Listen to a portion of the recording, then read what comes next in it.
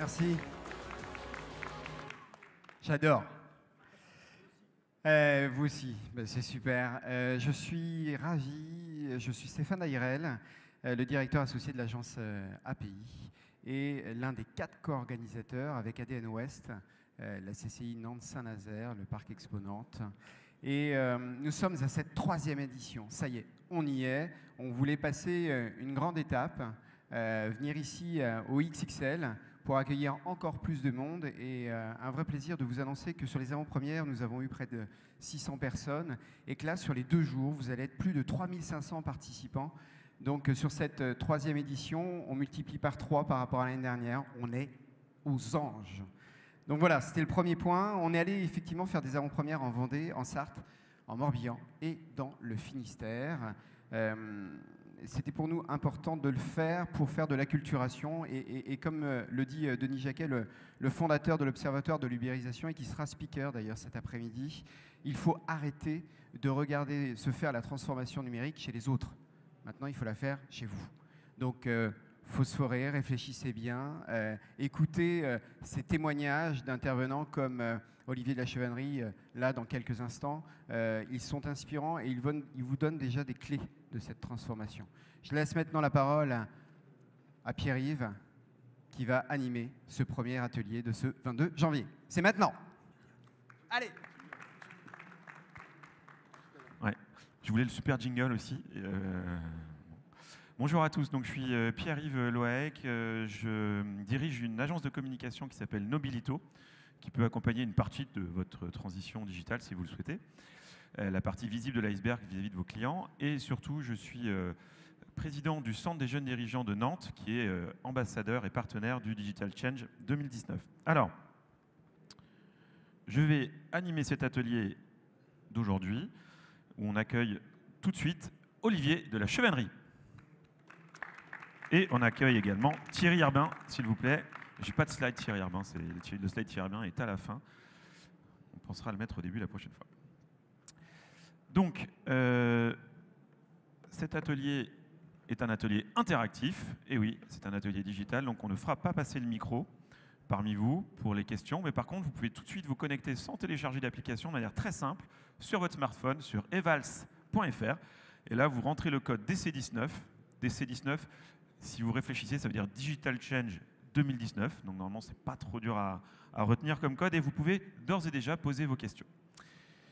Alors, avant de lancer ma première question, je pense qu'il est important qu'on fasse la présentation de nos 2 intervenants. Olivier, il est président de Sigmatel, une entreprise qu'il a créée en 2004, qui fait aujourd'hui 350 personnes, donc très belle réussite. C'est une entreprise de travaux et de services liés au métier de l'électricité et il est également président de Réseau Entreprendre au niveau national. Bonjour Olivier. Thierry, tu es business developer, donc ça pose le truc, hein, on est digital change, on va parler à moitié anglais aujourd'hui, il faut quand même le savoir.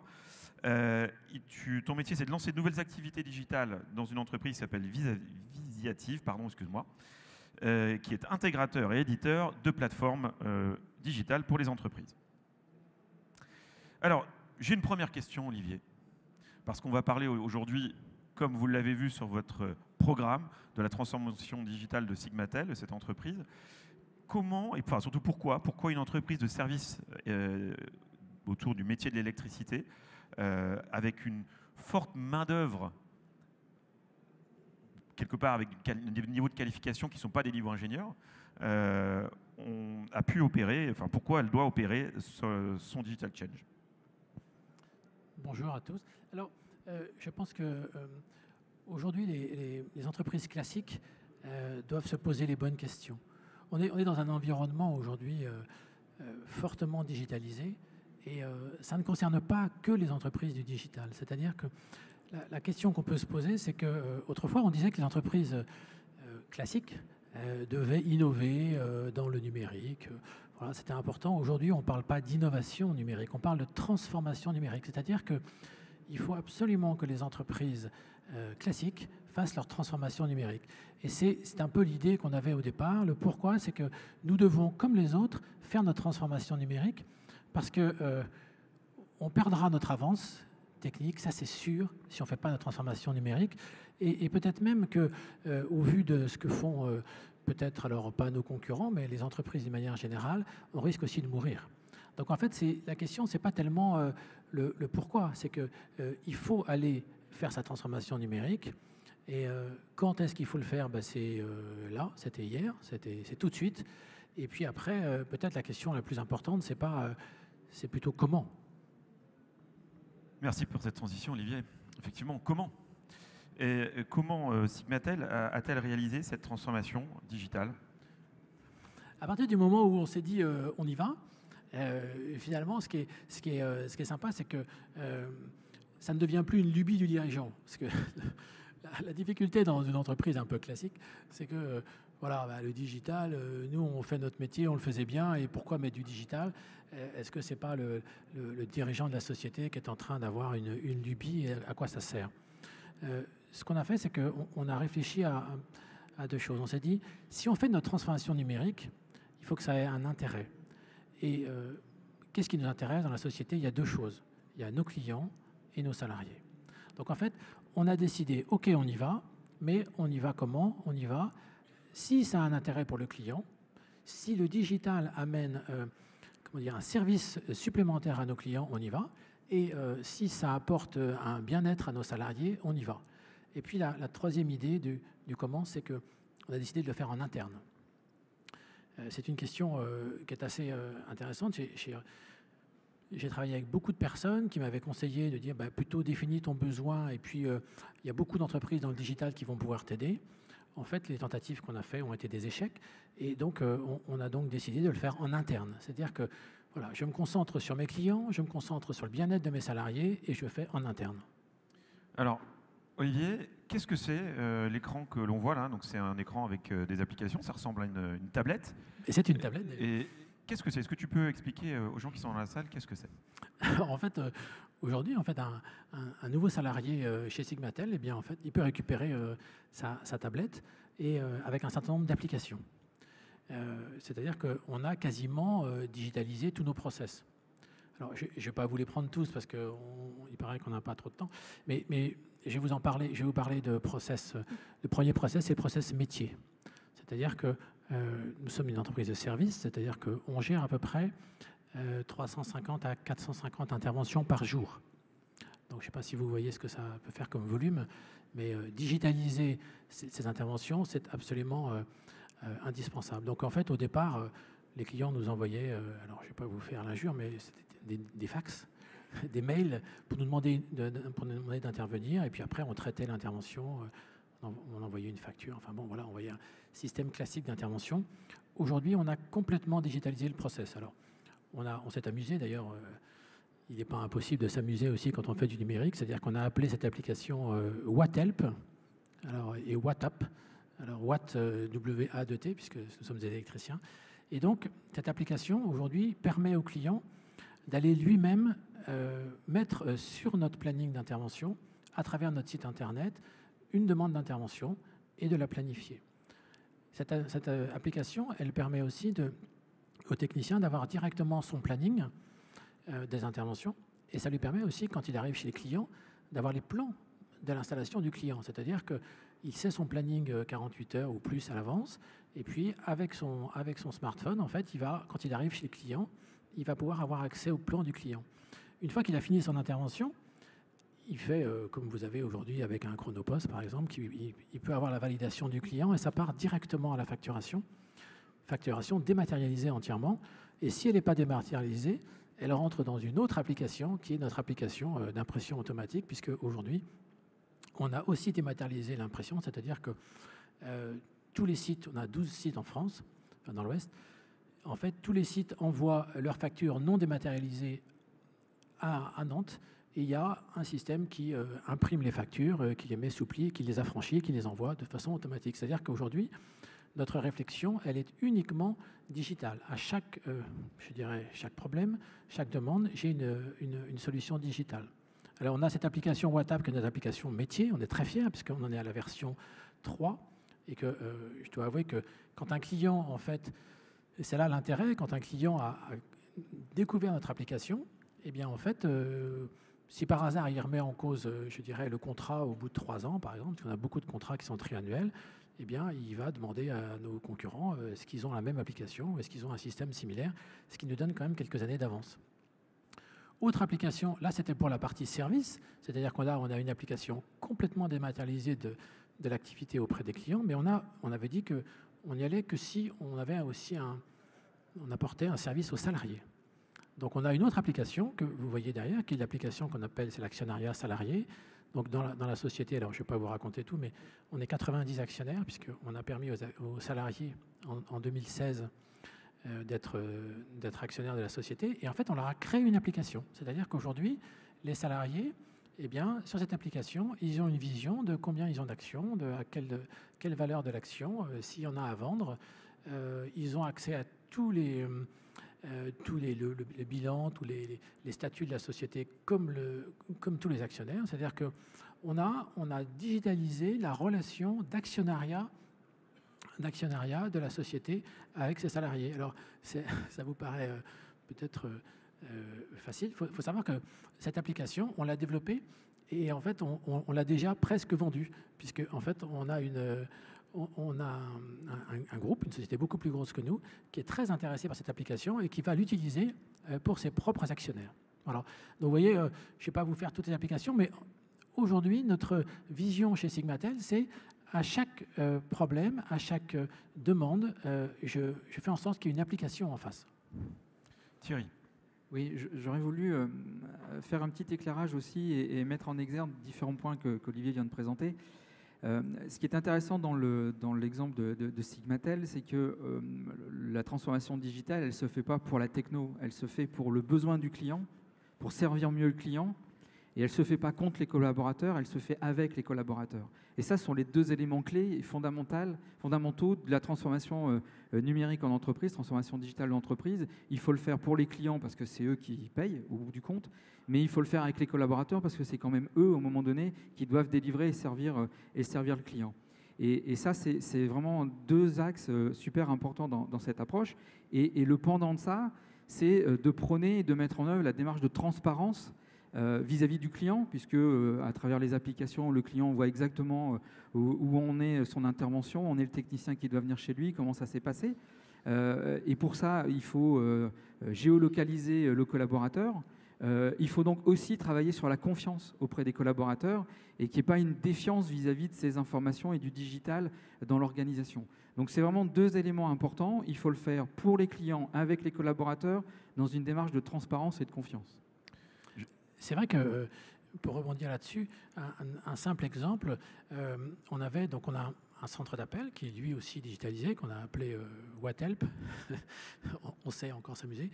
Et en fait, on s'était rendu compte que ce centre d'appel avait beaucoup d'appels qui étaient liés à une inquiétude des clients de savoir où en est votre technicien, il n'est pas là, il avait dit qu'il arriverait à 14h. Et en fait, on s'est rendu compte qu'en digitalisant cette relation, aujourd'hui, un client ne nous appelle plus. C'est-à-dire qu'il a la possibilité d'aller voir directement sur le site où en est le technicien. Et il sait qu'il est sur l'intervention d'avant, elle dure, bon voilà, elle a duré plus longtemps que prévu, et il sait qu'il va venir après, qu'il est bien prévu sur l'intervention suivante. Et ça a désengorgé finalement le nombre d'appels qu'on a reçus au niveau de notre centre d'appel. Et en même temps, ça satisfait le client. Vous voyez, on arrive en fait en digitalisant à améliorer notre relation client et en même temps nous-mêmes à améliorer notre efficacité.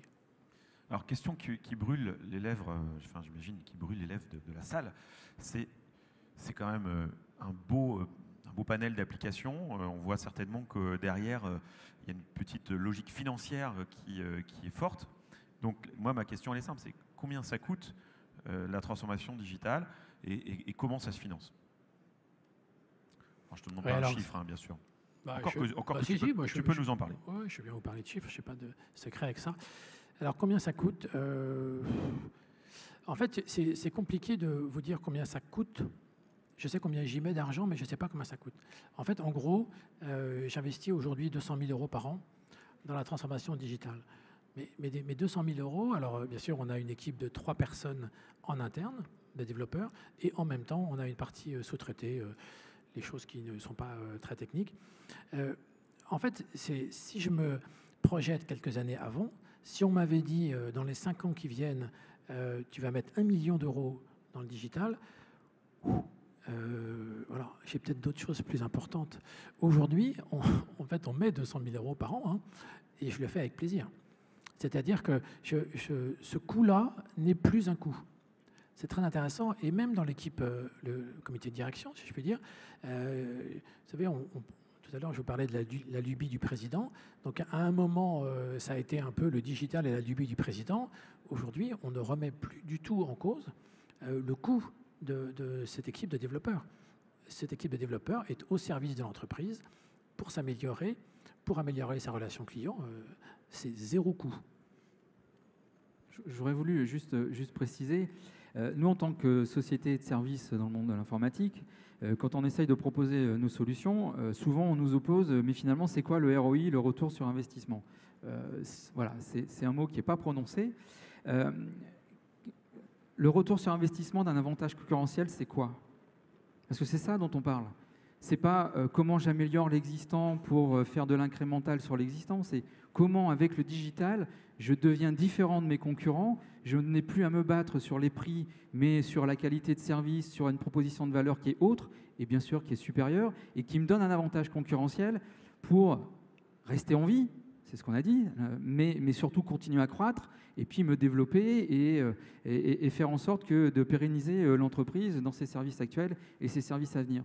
Donc, je pense que la transformation digitale, elle doit aussi engager un cliquet dans les réflexions et dans l'approche vis-à-vis des budgets. 1 million sur 5 ans, si on présentait la facture comme ça, spontanément, vous n'y allez pas. Pour autant, 200 000 euros par an, qui fait au final toujours le même nombre, c'est nécessaire pour pouvoir avoir un avantage concurrentiel qui permet de pérenniser l'entreprise et de s'accroître, en fait. Donc c'est vraiment ça qu'il faut bien intégrer, c'est que il y a avant et après le digital, mais je pense que les réflexes et les mindsets qu'on pouvait avoir sur ces notions de retour sur investissement, ils doivent changer aussi par rapport à l'approche financière de ces projets. Et ce qui est amusant, c'est que donc nous, on fait beaucoup d'investissements par an, on fait à peu près 600 000 euros d'investissement par an, et j'ai fait des belles erreurs d'investissement, c'est-à-dire qu'il m'est arrivé d'investir sur des nacelles qui ne nous servent pas, etc. Et donc, c'est un peu énervant. Et aujourd'hui, sur le digital, où c'est finalement notre plus gros poste aujourd'hui d'investissement, on est tous très contents. C'est-à-dire que personne ne remet en cause cet investissement, qui est quand même un investissement un peu immatériel, puisque c'est de l'investissement humain. Et donc, on ne voit en fait que le résultat que quand les applications sont prêtes. Alors, on n'en a pas parlé, y compris dans la préparation, mais une question m'est venue entre-temps. Côté freestyle de cet atelier. Quel impact ça a sur le modèle économique de l'entreprise, cette transformation digitale? Ah ouais, tu avais bien fait de ne pas la poser avant. Oui. En fait, c'est vraiment, je pense qu'aujourd'hui, quand on parle de projet stratégique, quand on parle de vision d'entreprise, on a pas mal évolué. Au départ, dans une vision d'entreprise, on était très business. Vous savez, quand on crée sa société, voilà, il faut faire du chiffre d'affaires, il faut recruter, il faut y aller, quoi. Hein, il faut aller. Et puis, quand l'entreprise a commencé à se stabiliser, on s'est beaucoup orienté vers la RSE. C'est-à-dire qu'on s'est dit, dans notre modèle économique, il faut aussi qu'on pense à l'environnement, il faut aussi qu'on pense à notre côté sociétal, etc. Eh bien, aujourd'hui, on est donc une entreprise un peu avancée en RSE, un peu avancée sur le business, on voit avec les chiffres. Et aujourd'hui, le digital fait partie aussi de notre projet d'entreprise. C'est-à-dire que notre stratégie d'entreprise, finalement, ben, elle a le business, il y a la RSE, mais il y a aussi le digital. Très bien, partie intégrante. Thierry? Non? Très bien. La question piège, c'est normal. Plus difficile à répondre. Alors, parlons un peu des freins. Parce que, évidemment, là, on est plutôt allégorique sur le sujet, on y voit beaucoup d'intérêt, mais ça suppose aussi des difficultés dans la mise en œuvre, avec les équipes, peut-être avec d'autres facteurs. Est-ce que tu peux nous en parler? Oui, alors, j'en vois essentiellement deux. On en a parlé tout à l'heure, c'est déjà le frein financier. Hein, c'est-à-dire que quand vous faites des budgets et que vous vous dites je vais mettre 200 000 euros par an, et je ne sais pas si ça va marcher. Donc c'est la première, voilà, c'est est-ce que j'y vais pas, etc. La difficulté, on le voit bien dans un autre domaine, mais qui est à peu près similaire, c'est la mise en place d'un CRM ou d'un ERP. C'est une partie du moment où on est lancé, il faut aller jusqu'au bout, quoi, parce que là, c'est la même chose. Une fois que vous êtes lancé dans le digital, aujourd'hui, je suis obligé de mettre mes 200 000 € par an, même si ça ne me coûte rien, parce qu'autrement, ça voudrait dire que j'enlève les smartphones de mes équipes, quoi. Et là, ou les tablettes, et là, je vais mettre le feu, quoi. Donc le premier, il était financier, mais il n'existe plus. C'est-à-dire qu'aujourd'hui, on n'a plus de frein financier. Le deuxième, il est dans les mentalités. C'est clair qu'il est humain, parce que on a démarré sur j'en reviens au même terme, hein, sur une lubie du dirigeant, qui est on va aller dans le digital, quoi. Et les gars qui intervenaient, hein, nous on a 100 techniciens sur le terrain qui font à peu près entre 5 et 10 interventions par jour.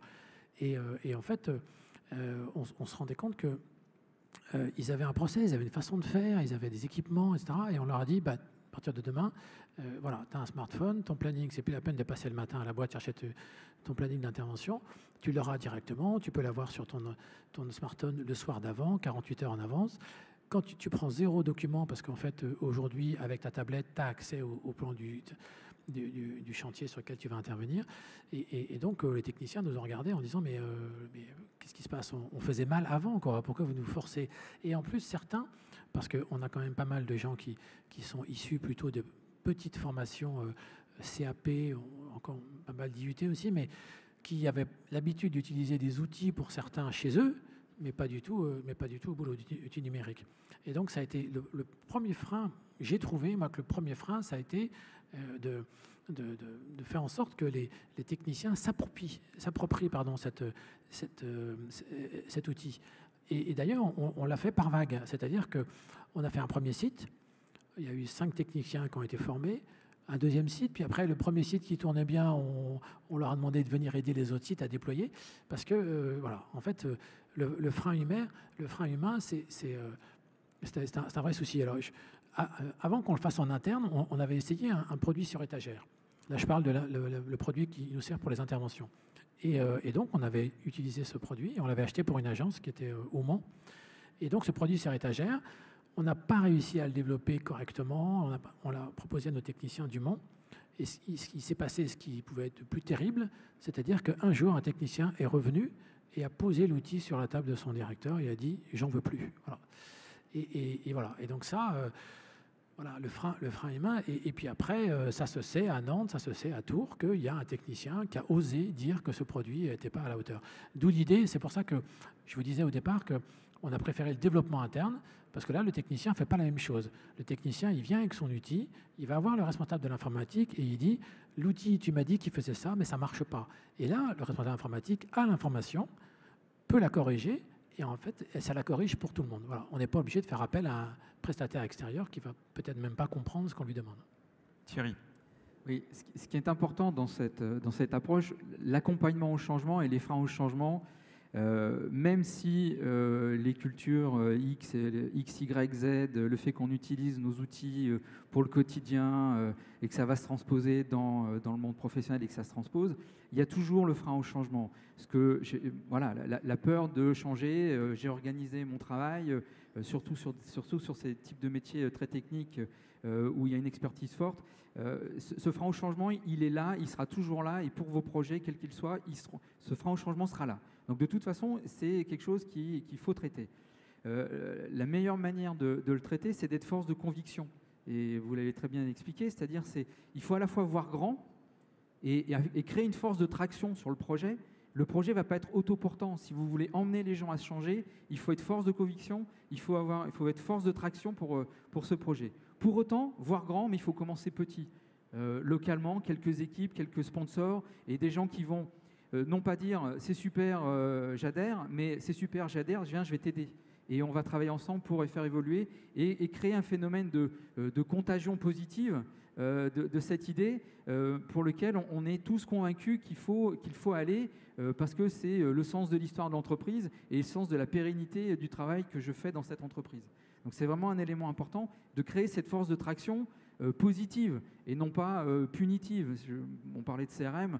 Le meilleur moyen de faire en sorte qu'un projet CRM capote, c'est de payer ou de flinguer les commerciaux parce qu'ils ne renseignent pas le CRM, quoi.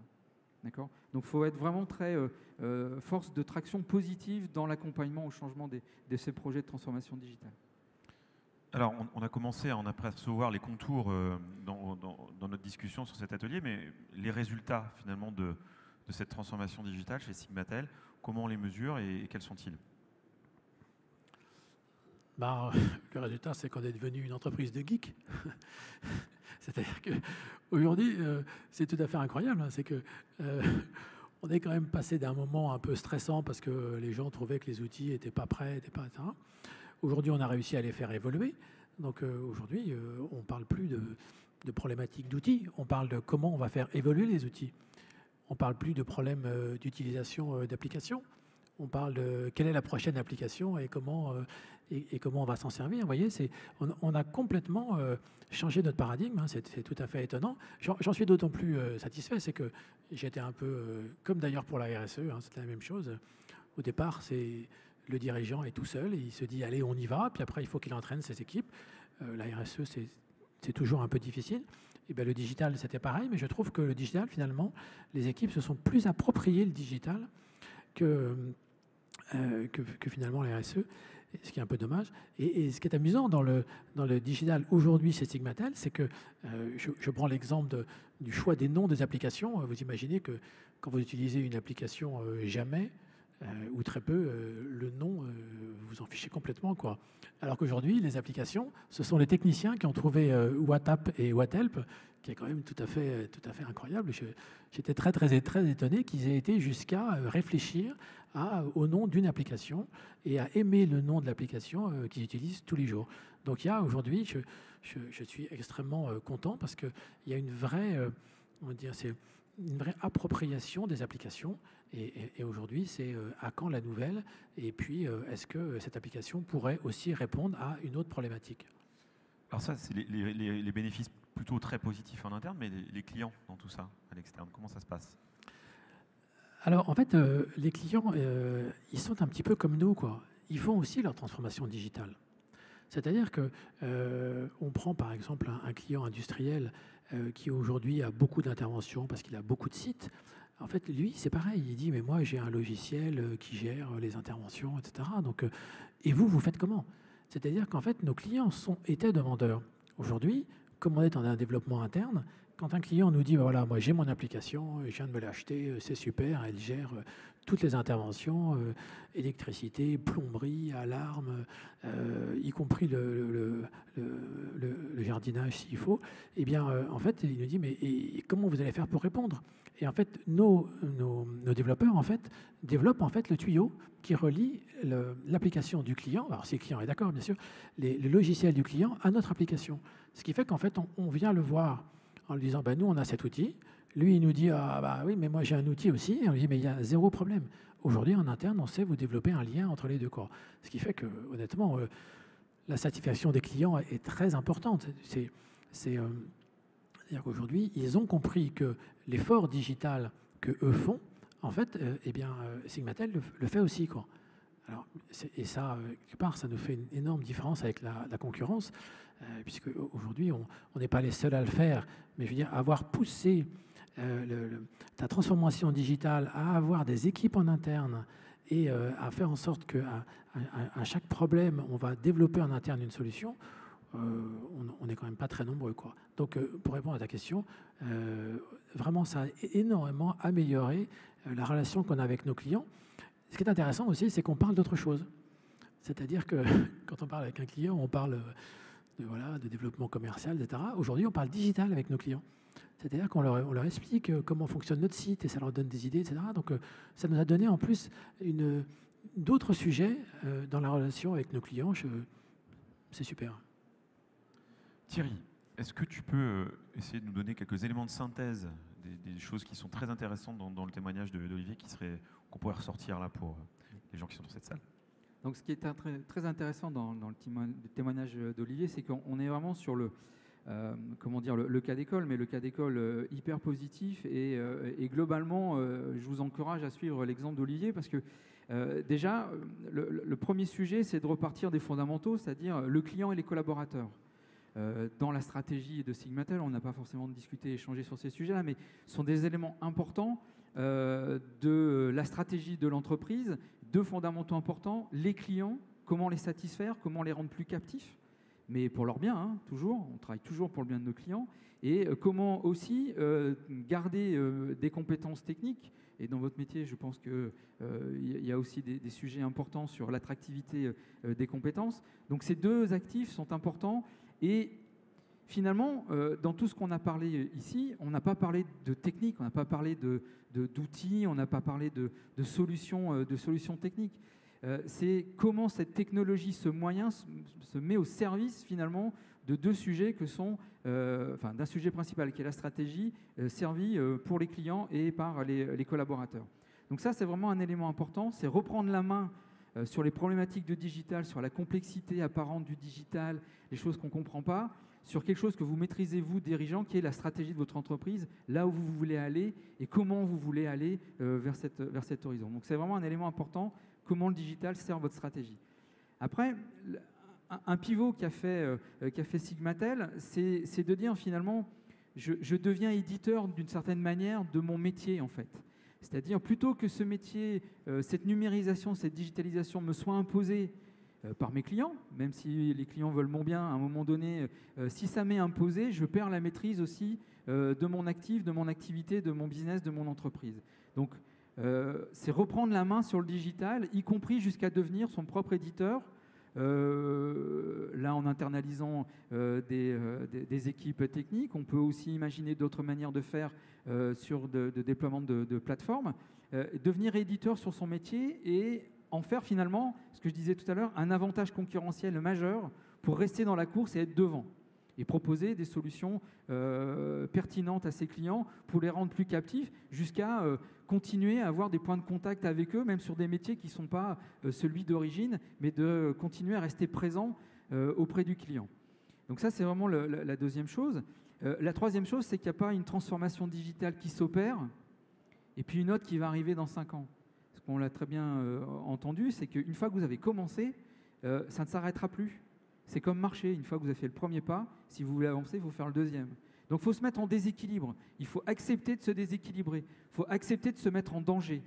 Alors souvent, la transformation digitale, ça se met en place quand on a les moyens. C'est-à-dire, c'est bien de réparer le toit quand il fait beau. C'est-à-dire, il faut éviter d'être en difficulté et donc l'anticiper.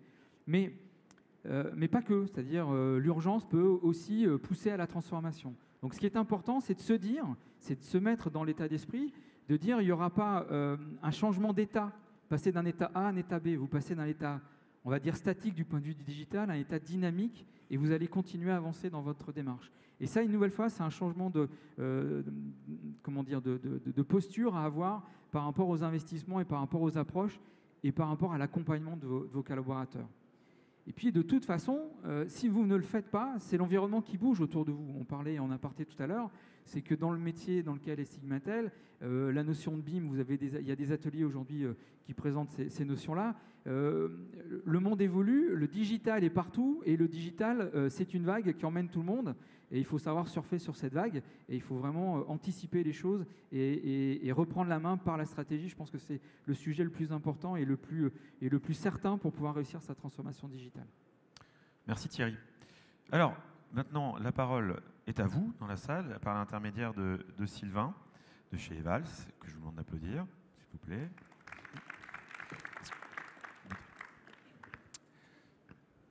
Merci de m'avoir gardé le micro vert.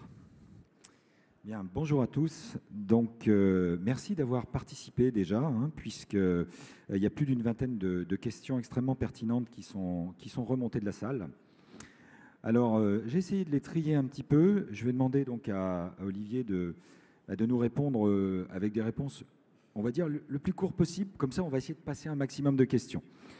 Alors, la première, avec du recul, pourquoi se faire aider d'une société externe a été un échec ? Je la complète un petit peu. Est-ce que ça a été un échec de votre part vis-à-vis de cette entreprise ou de ces entreprises en vous disant on s'y est peut-être mal pris et donc ils ont été mauvais, ou alors ils ont vraiment été mauvais et du coup ça vous a amené à prendre cette décision en interne? Non, c'est entièrement de notre faute. Il ne faut pas remettre ça sur les autres. En fait, on ne savait pas exactement où on voulait aller. Et donc, on est tombé sur un intégrateur qui avait un produit du marché qui marchait très bien. Et sauf que nous, ce n'est pas ça qu'on voulait, quoi.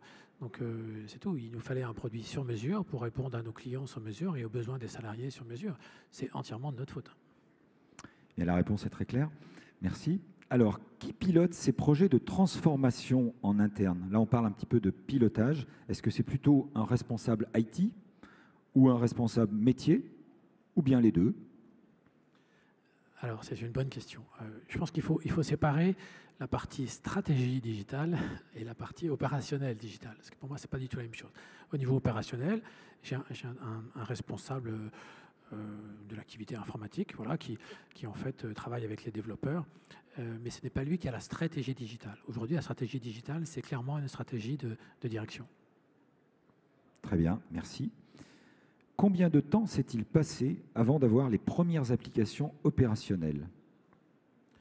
Alors moi, j'ai l'impression que ça fait un siècle. En fait, on a démarré vraiment en 2015. Et on a eu la chance, en fait, de racheter une société qui était à Carquefou, qui avait, en fait, développé un petit produit qui nous paraissait intéressant parce qu'il avait été développé en interne et qu'il était très évolutif. Donc, en fait, on s'est appuyé début 2016. Enfin, 2015 a été une année d'échec. C'est l'année où on a essayé de prendre un prestataire extérieur. Et puis 2016, on a récupéré cette société et on a travaillé sur ce projet-là. Voilà. Et ce logiciel qui était pas très utilisé, en fait, on l'a appliqué d'entrée. Donc je dirais qu'on a été opérationnel en version 1 en juillet 2016. Vous voyez, par rapport à une idée qui démarre en juillet 2015, pour faire simple, il nous a fallu 1 an pour être opérationnel, et encore grâce à cette croissance externe. Et puis aujourd'hui, on est à la version 3 ou 4. Voilà. En fait, le temps de mise en place d'une application, aujourd'hui, c'est 6 mois. Ok, merci. Je voudrais juste... amener une petite précision, oui. Petite précision, oui. Ce qui est important par rapport à ce qu'on a évoqué tout à l'heure, qui est l'accompagnement au changement, et ça fait un peu la synthèse ou l'accroche sur les deux questions, il faut impérativement embarquer au plus tôt dans les projets les hommes métiers. Alors, les hommes métiers, ce n'est pas forcément les sachants, ce n'est pas forcément les managers, c'est aussi les collaborateurs finaux, ceux qui vont utiliser et ceux qui sont capables de remettre le téléphone sur la table en disant « vous êtes gourés, ça ne marche pas ». D'accord ? Il faut les emmener suffisamment tôt pour éviter cet écueil et qu'eux soient force de proposition et d'appropriation finalement, en retour, appropriation de la plateforme. Donc ça, c'est un élément important. Et une nouvelle fois, il faut avoir à l'esprit, voir grand, c'est-à-dire donner l'ambition, mais commencer petit, c'est-à-dire délivrer vite.